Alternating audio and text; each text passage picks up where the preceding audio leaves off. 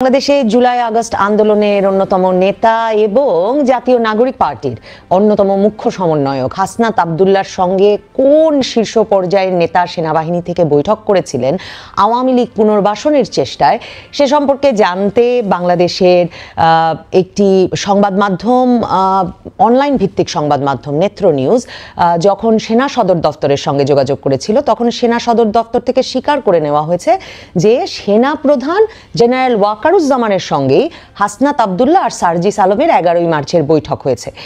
এমনকি এই বৈঠকে আওয়ামী লীগ বিষয়ে মানে যাদের কোনো ফৌজদারি মামলা নাই সেসব আওয়ামী লীগ নেতা কর্মীরা আবারও আওয়ামী লীগ করতে পারলে এবং তাদের অংশগ্রহণে একটা নির্বাচন হলে সেই নির্বাচন ইনক্লুসিভ হবে, বেশি গ্রহণযোগ্য হবে, এমন আলোচনা হয়েছে।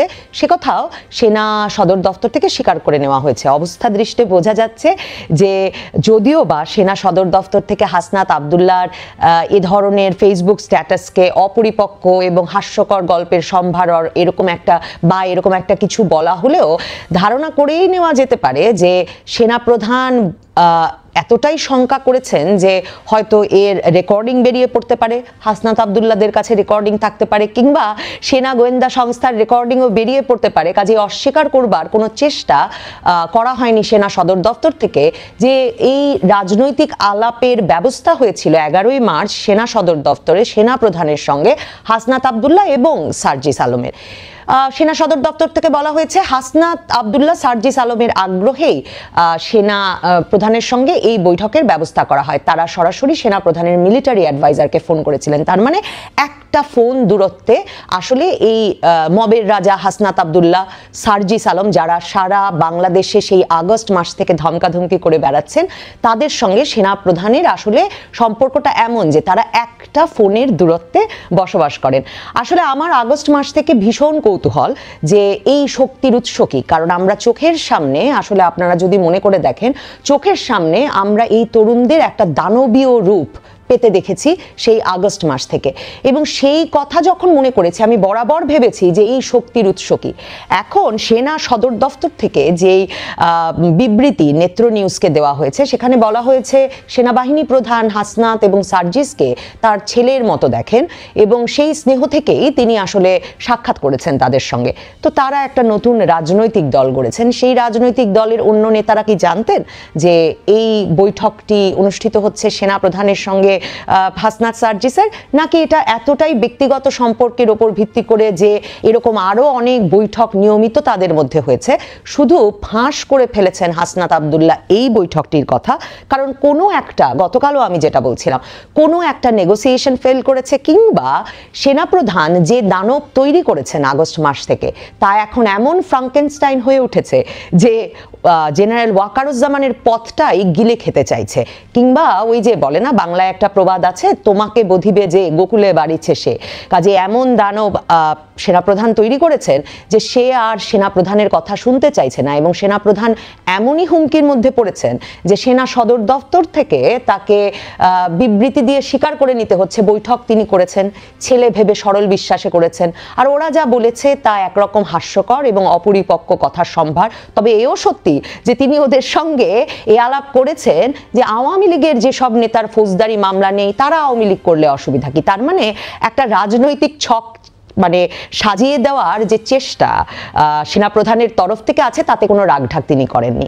দেখেন, তাতে উনি রাগঢাক করবেন কেন?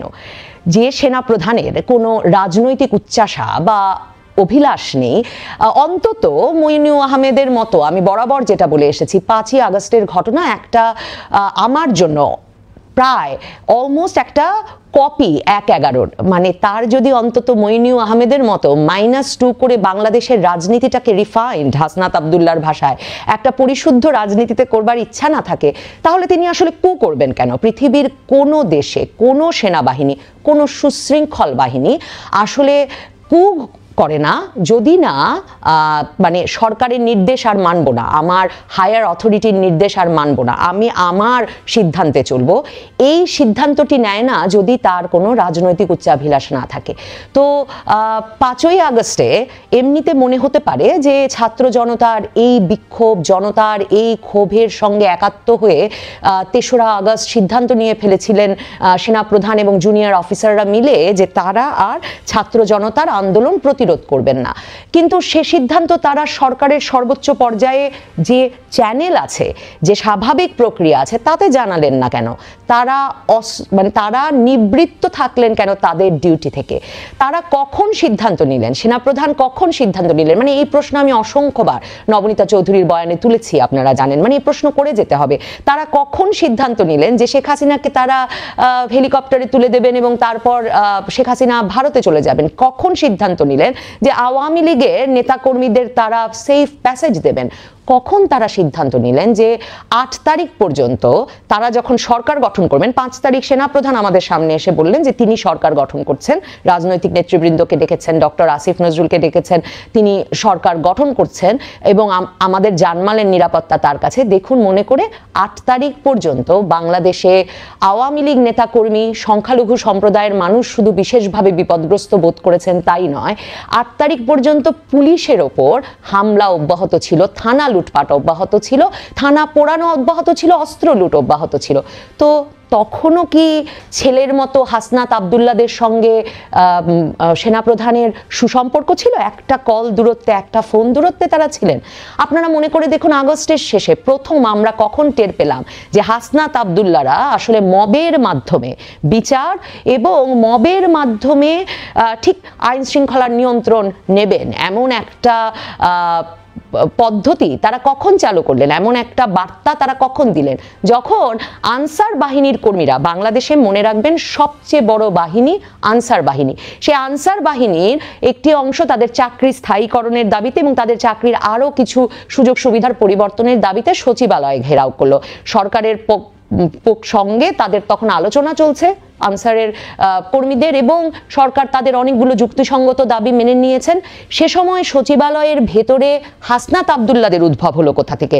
কোথা থেকে হাসনাত আবদুল্লারা আনসার বাহিনীকে এমন শায়েস্তা করলেন যে আনসার বাহিনীর কয়েকশো কর্মীকে সেনাবাহিনী গ্রেফতার করলো তাদের ম্যাজিস্ট্রেসি পাওয়ার দিয়ে সচিবালয় থেকে, এবং তাদেরকে উত্তরা, যাত্রাবাড়ি, ঢাকার বিভিন্ন থানার বিভিন্ন হত্যা মামলায়, বিভিন্ন মামলায় এই আনসার বাহিনীর সদস্যদের নাম দিয়ে তাদের গ্রেফতার করে কারাগারে পাঠানো হলো।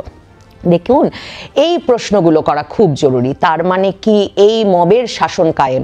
পেটোয়া বাহিনী মানে রাস্তায় রাজপথে কারা নিয়ন্ত্রণে থাকবে? এই বাহিনী তার মানে যে নেতৃত্ব দেবেন হাসনাত আবদুল্লাহ, সার্জিস আলম, এটা আমাদের সেনাপ্রধানের সিদ্ধান্ত ছিল, সেনাপ্রধানের সাজানো ছকের একটা অংশ।